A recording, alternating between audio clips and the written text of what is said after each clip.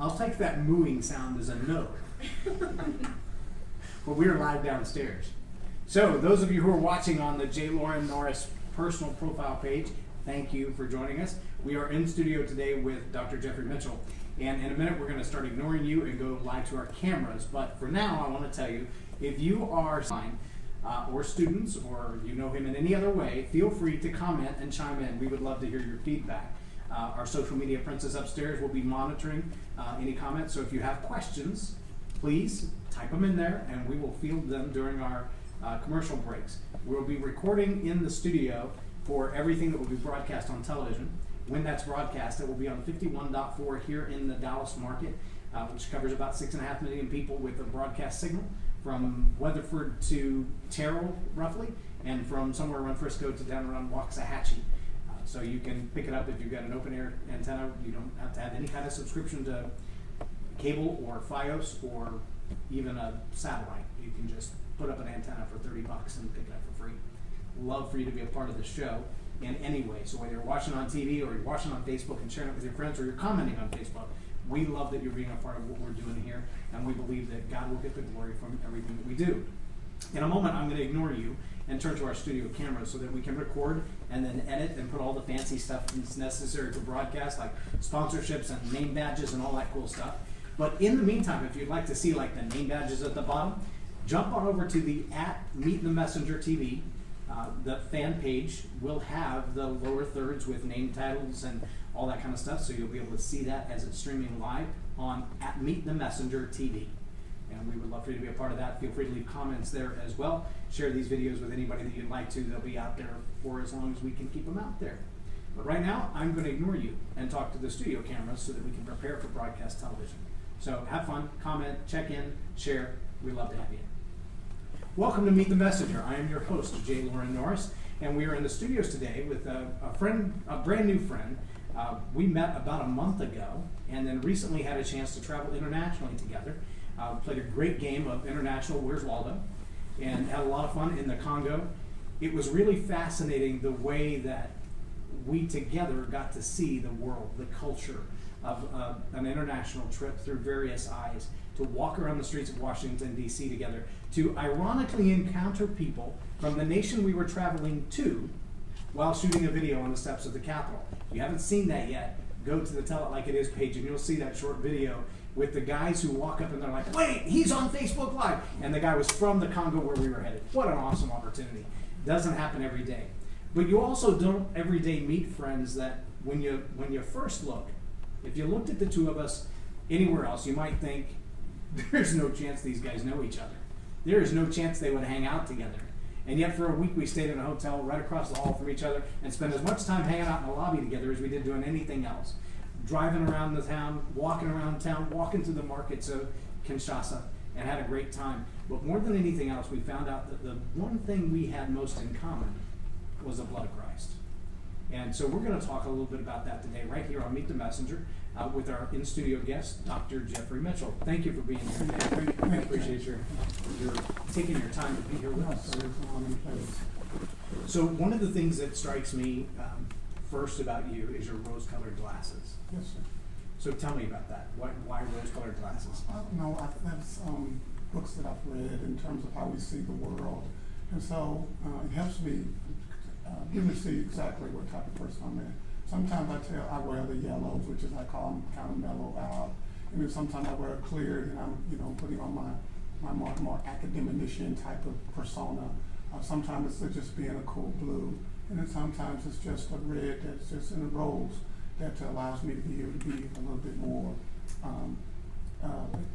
pretty cool with people and stuff like that. And sometimes it's just a mood thing. And as I've gotten older, I found that it's just something that I've kind of absorbed into my persona. Now you're a Marine. I'm a former Marine. Well, a Marine. Once Marine is almost Marine. Yes, sir. And you're 6 foot what? 6'5". 6'5". Yes. So between those two factors, you might be a little intimidating some people.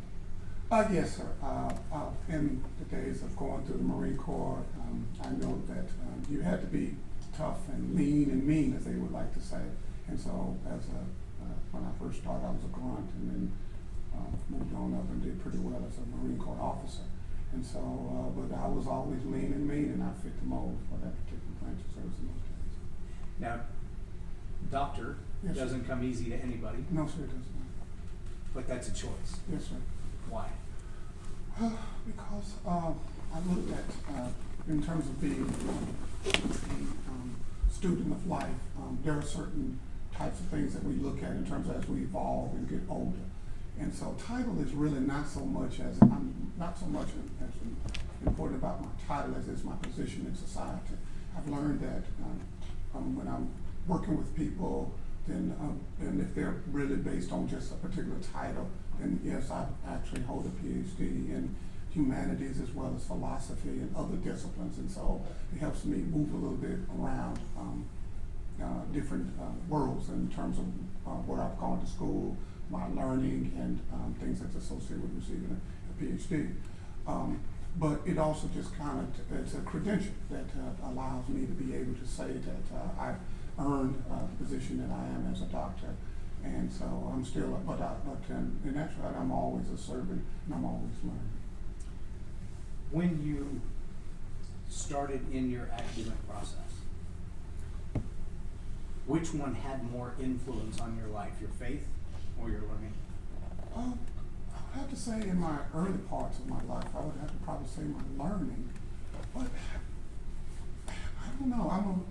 Looked at as I've gotten older, I've really came to the conclusion that probably wasn't my learning, it's probably my faith. I've always been a kind of a vehicle of faith when I was younger. I had in my early teens, I'd been like a deacon of a church. In my early, when I was probably in the early 70s, when I was just before I was 13 years old, I used to hang out with a lot of the young hippies who were really involved in Christ, and even in my teenage years, I've always been a vehicle open to different things, ideas spiritually. And so I think that naturally just me working, thinking was a way that how God wanted to reach me through thought. And so that was one of the ways that just early college, early school, sometimes everyone has said, I found God through service. I found service as a police officer. I think that was something I was talking to your son about. I found God through my humanitarian efforts in being in ministry or in shining shoes or something like that. For me, I think it happened through me going through and learning about different types of people who are extremely intelligent, but their service and they understands their love of their gift that God has given them to be able to be very, very interesting thinkers and very deep thinkers. And I think I was probably blessed that way to be able to do that in my early time in college. Who was the greatest influence in you pursuing an academic career as opposed to just jumping out there in the working world and doing a thing? That's a very good question, James. I want to probably say as an influence for me, I would probably, if I looked at my earlier years, I would probably look at, its name is El Shabazz, or Malcolm X, because I was very, very militant in those particular days. And so coming out of inner city Dallas in those days, very radical, want to find purpose in life. And so I saw, after reading his autobiography by about Alex Taylor in those times, he went through a transformation. And in that particular time, he was learning Islam at that particular time, and then he came to an enlightenment when he was on his trip to Mecca. And so when people really look at the early lives of Malcolm X, in those days, Malcolm Little, and they really want to tie him to his earlier years in his change. But really very few people really look at the transformation that happened to him, where he looked at that the religion itself was not so much based on color as it was the blood. And so I picked that up in reading about him later on in life as I got older. It was Paul, Saul going to Paul. Again, another example of David, Paul, Joseph, men, how they're strong men, very, very going to have different times, but their transformation. They're the same people, but they've been transformed by God. And so they just do what they do but in his service and not their service. And that's what I've seen, that as God has worked through different people, different kinds of people that walked since I've known, that their transformation, and that is very, very key to how we look at when God calls you to serve, and in the capacity that he wants you to serve for his glory and not our own. As a professor, you teach a lot of subjects. Yes, sir. And they are varied in their disciplines and varied in their purposes. And yet, you seem to hold a worldview that wouldn't be consistent with what many people would consider today's academia. How hard is that when you get students who maybe they're studying philosophy under someone else and humanities under you, or maybe world history under you and politics under somebody else? How hard is it for them to reconcile some of the ideas that you hold to be true? Well, because truth is not always need to be spoken. But I am the seeker of truth, and it's just a forever life that I've done. When I speak it, then once it's out in the universe, I can't bring it back, because it falls upon the ears of a generation that has been anti-God, anti-country, anti-family. But they're a generation of that. And so academia has changed within about a generation or two, but it started on a particular narrative, long before I was born. And so there are people since the beginning that it was an anti-God message that happened long before that just kind of started making its way in the world, and then in America and throughout time, and then anti-man, and then of course now the age of woman, as I like to say, as we get close to the year of 100 years of women being voted, which is incredible in America, in owning property and doing all those particular types of things. But each individual has been attacked. But we've started with the most precious and most pure is of good. And man has transformed that particular ideology to speak truth to people who their spirit is not open or welcome to that, because they experience the debauchery of humanity in terms of death. They believe that God took this particular individual out of their life, so they want to blame on God. They believe that because they're not in a particular place in their life, then there's something that with affliction comes and pain comes no grace. That is really not the truth. It is what makes us who we are today through the trials and tribulation.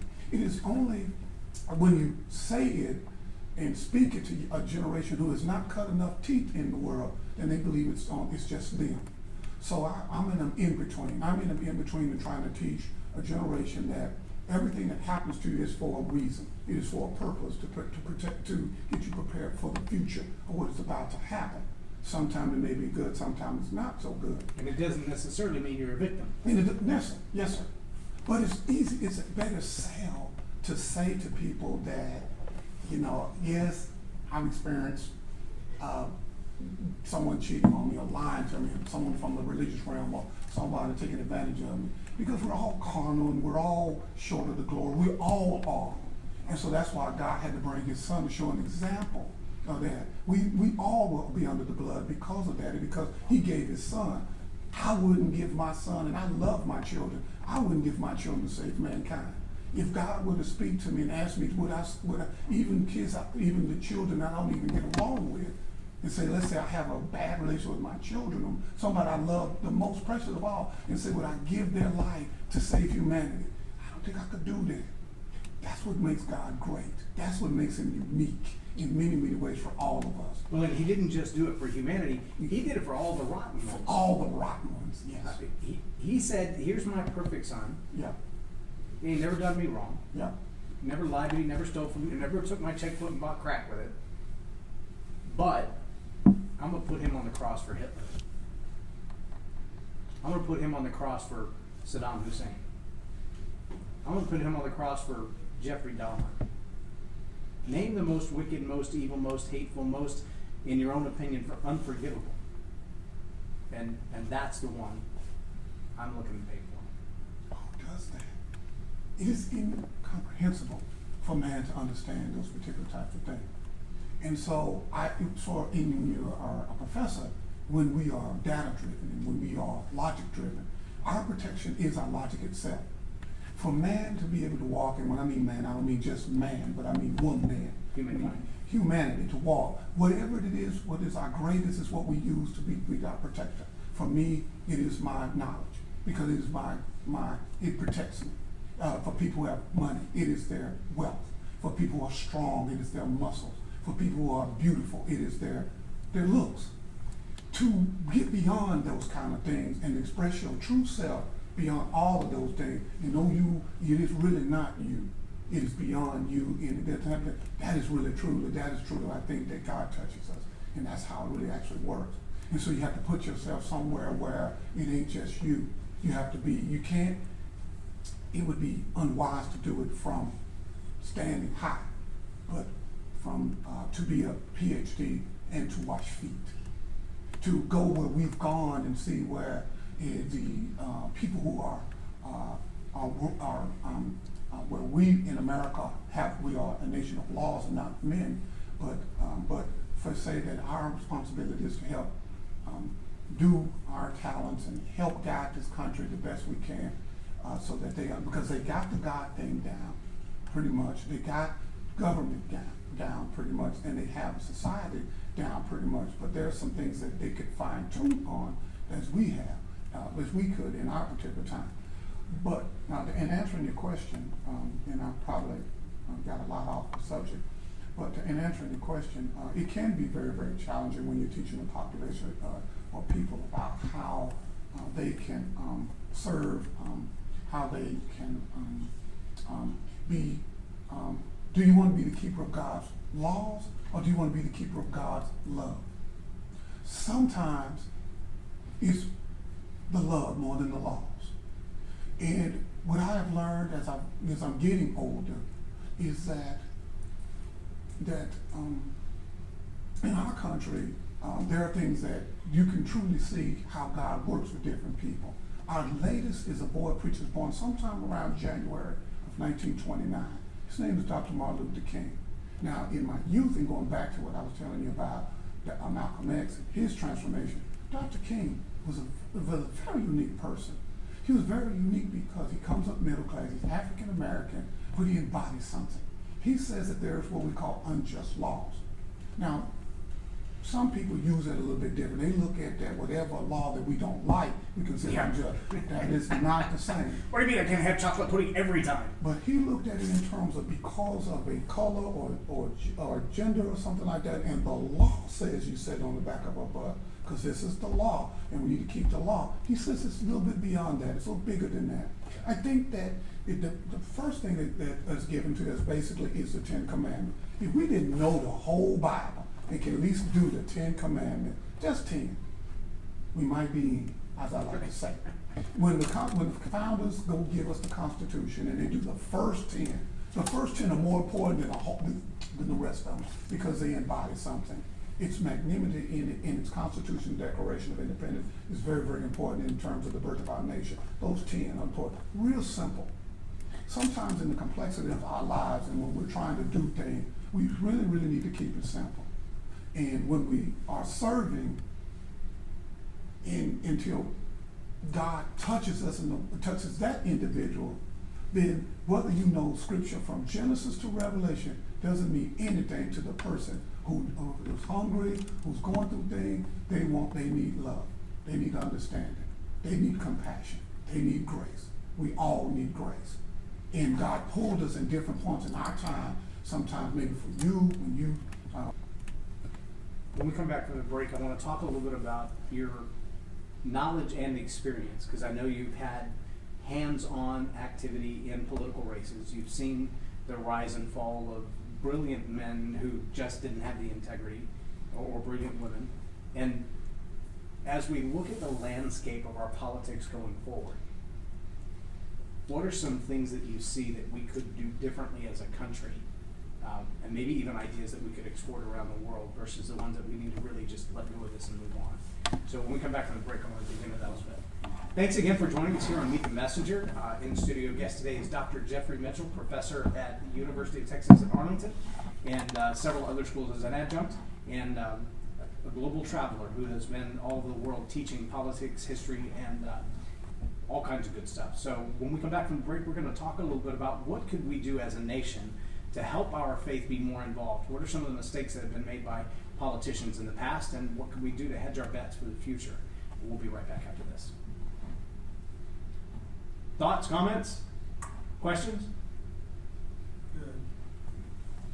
Anything up there, Aubrey? No. Are you sleeping? No. Oh, you popular. Idiot, man. I'm sorry. Everybody good? Your I phone? almost fell through a door. Okay. See what happened to the door? Her phone fell under the door. No, my phone didn't fall. I almost fell through a door. Oh, well, latch the door. It's stuck Door in your is back in latched. the chair. The chair went backwards. Hey, refill this one real quick. The door moved. Just grab it, it'll be fine.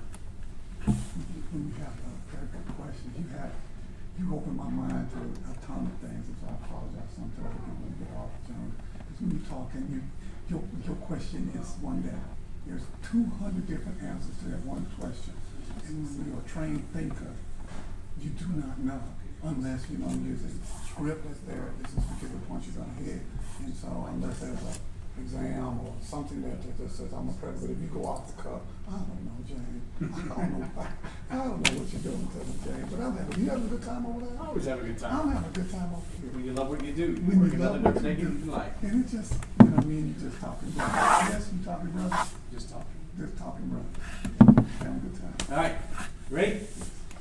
Welcome back to Meet the Messenger. I am your host, J. Lauren Norris. I'm here with Dr. Geoffrey Mitchell, and we are talking faith and politics and history and government and Malcolm X and Martin Luther King Jr. and Jesus Christ. Who'd have thunk? But we're having a good time, and we're glad you guys are here. You know, on Meet the Messenger, we try to approach life from three different aspects as far as what our assignment is on this show. First, we want to teach, then we want to demonstrate, and then we want to activate. And we've been talking about the learning aspect. Why were you influenced to get a PhD? Why serve in the Marine Corps? Why do you do the things that you do? And from a teaching aspect, you know, Dr. Mitchell has expressed mainly that's a driven passion to know, to learn, to be fed, to feed the brain. And that is an incredible thing. And unfortunately, we have a generation that we do have a lot of students in college today, but a lot of them are studying topics that have 0 point. They want to get the degree because they believe just having that stamp after the end of their name is going to open doors for them. And yet a lot of what they're learning is not usable knowledge. It's trivia. And so one of the things we want to talk about is as we look at demonstrating our faith, how do we do what God's called us to do on a daily basis? Some of the work that Dr. Mitchell has done in the past has been face-to-face, hands-on, in the dirty, grimy, gritty world of politics. Walking next to people who want to win the mayoral race, or walking next to people who want to win a gubernatorial race or a presidential race. And so, as we always do on Meet the Messenger, we want to talk about how that looks on a daily basis and how you might get involved in the same thing. And I know that might sound crazy. You're sitting here thinking, this is a Christian television show. Why in the world would you want me to get involved in politics? So I'm going to let you answer that question, Dr. Mitchell. Why in the world would a believer, a person sold out to the king, give a rip about who becomes the next mayor? Because our local politics are very, very important. It works from the bottom up. And our local political process is extremely important. It's our value system from the bottom up. And so it tells our society exactly where we are. Without a value system, there is no society. And so it's very, very important that believers get involved in the process. Not to throw our particular love of our faith, but our service to humanity. We are an example of something, and we're unique in many, many ways. There'll never be another one like us because we've come from different things, but it's been our value system that has evolved in time. And there are some people that have teaching our college and university don't see that. It's just they don't see how unique we are for us to be, you and I, to be different in upbringing and backgrounds and family values. We know that world. That's not the world of children. The children should have something way better than we had, and I think we had it pretty good. Yeah. But it depends. It depends on sometimes how people see it, and so I'm not always excited about people that's in teaching and how they teach in our particular children, because that's a very influential position, and so to hold different levels of degrees and not be able to understand that in academia, when you get your master's degree in finance, you are your responsibility is to civilize the account and civilize the person who is spending. to get your PhD of philosophy, which is philosophy, love of wisdom, is what actually is a PhD. Philosophy is where it actually comes from, the Latin word from us to get that is a service of love of being wise. Wisdom comes from time. It comes from wounds. It comes from scars. It comes from something. I've earned it, but I'm still earning it today. Now, at my age, I have a lot more gray than I'm willing to show, but I have a lot of gray. But I'm also learning more. And sometimes we say at the university that we have what we call towns and gowns. Towns are people who get around town to serve.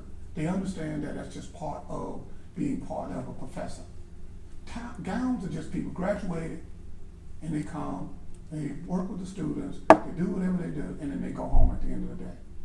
But that's a generation who now understands that that's all they think that with that to hold a degree. But that comes from somewhere.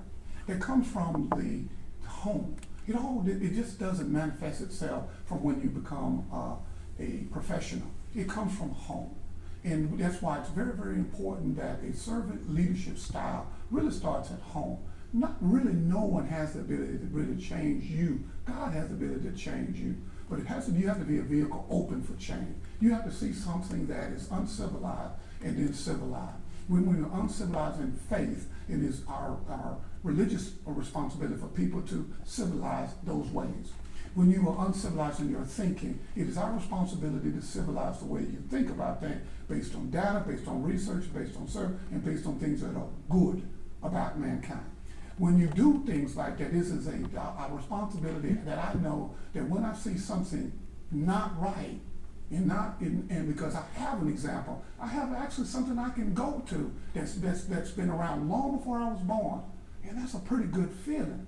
Because I know that even if it doesn't turn out the way I like it to, then I know that I've done whatever I can through service, through prayer, and putting sweat equity into it, and then I think it will work.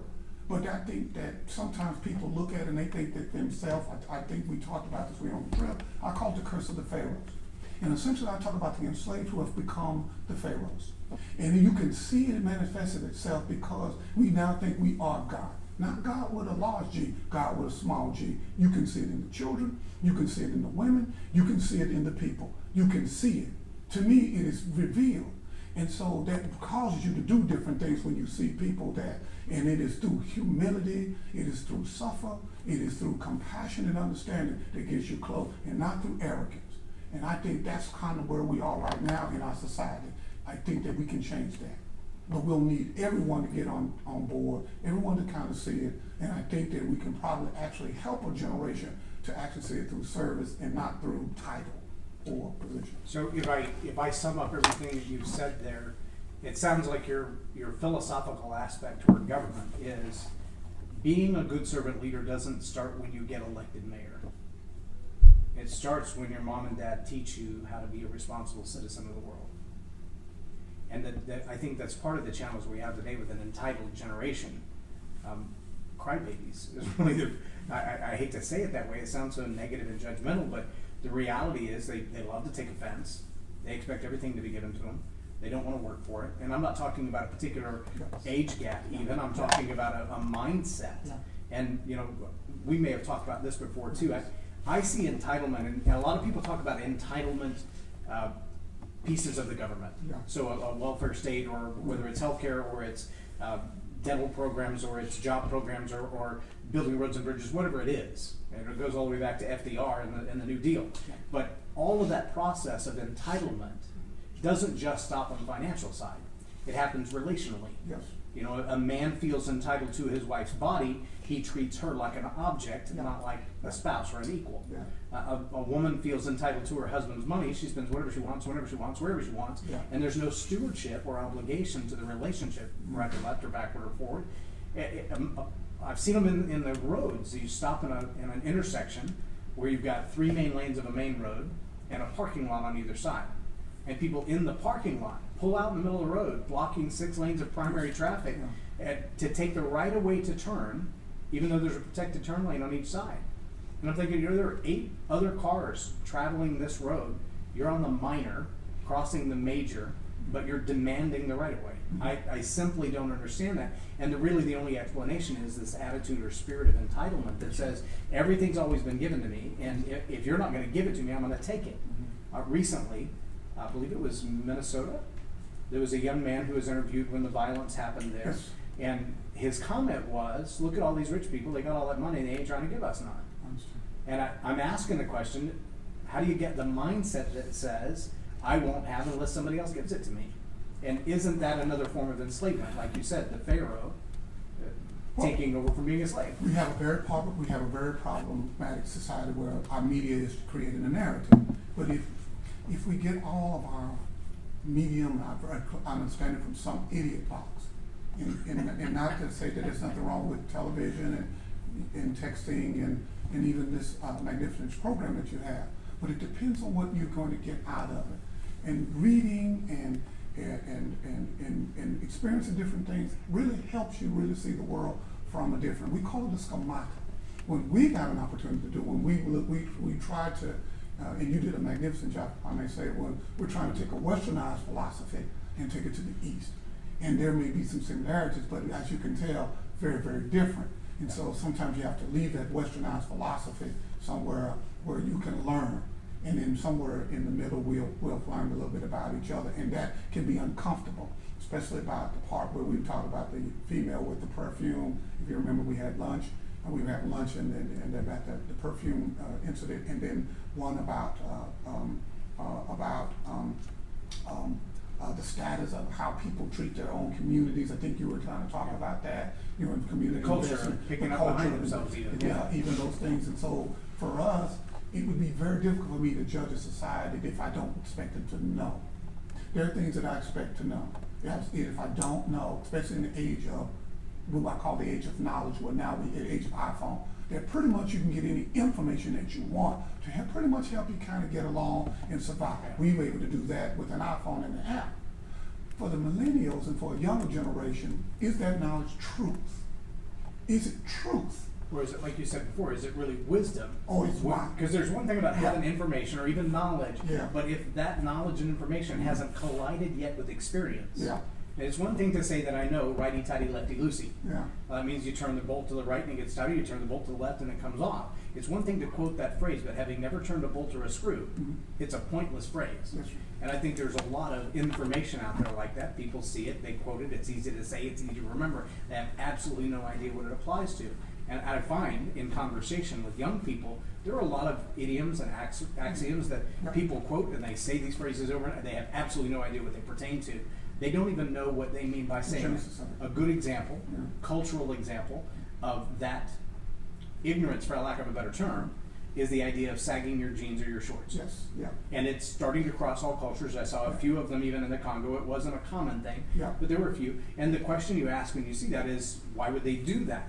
Well, it's a cultural thing, and it's an expression of some sort. Whether the people doing it or not know where it comes from is a whole different thing. If you know where it comes from, you would have to ask the question, why in the world would you do that? But its origin is in the prison, where prison prostitution has its own form of currency. And it's an invitation. That's a whole different ballgame, but yet it translates itself into our common culture. People who have no idea what the origins are feel like it's perfectly okay. The long hair, the peace sign, the Black Power sign, the Confederacy flag, all those has its origins.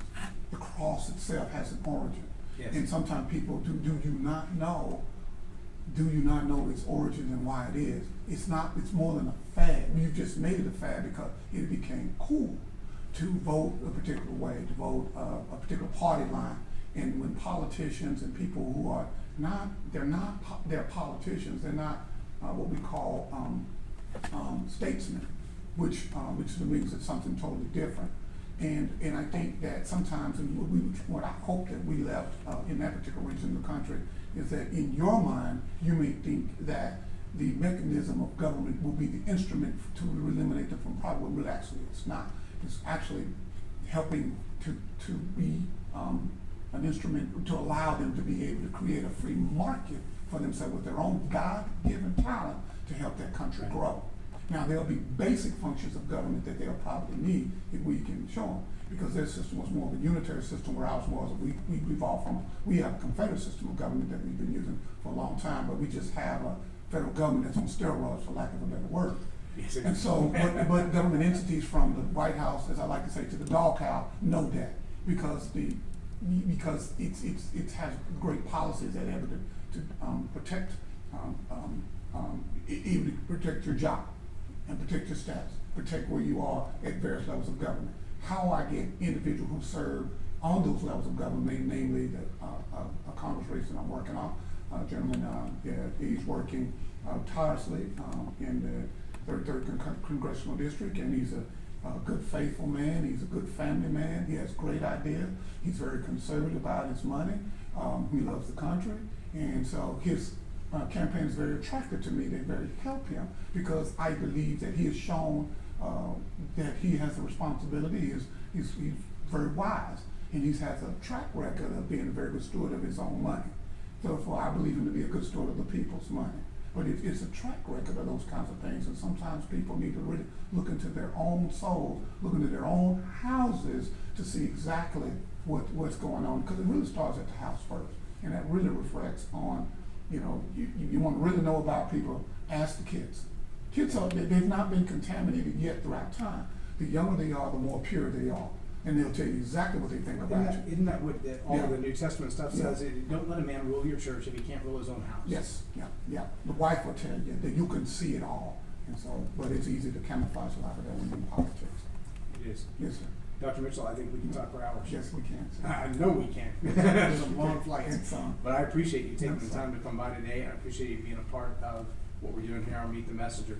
Any final closing thoughts for those of our guests who are watching well, online? just stay abreast on what's going on at the national races, and pray for our country, and I think that we'll be fine. Get all the information you need to know, ask questions, challenge certain things, and if you don't know, don't get involved. Just say, I'm not intelligent enough to be honest with yourself. I won't make a decision on this because I don't know enough about it. And it's okay to be honest with yourself. So be involved, Yeah. be informed, Yes. and be in prayer. Oh, it sounds better. You said it better himself. He said already better. He said better than I said. Hey, thanks a lot for joining us here on Meet the Messenger. I'm your host, J. Lauren Norris. We appreciate the time you spent with us today. Thanks again to our guest, Dr. Geoffrey Mitchell. I'm sure we will see him back again. So feel free to email us questions. I'm sure there'll be plenty of them. And when we get them all, we'll bundle them up and send them right over to we'll have him back on the show again and answer those questions. Thanks again. Have a great night. God bless. Thank you. All righty then. Oh, man. Thanks, sir. No, sir. No, sir. Grab your mic before you hop up Okay, there. he's going to grab me. Okay.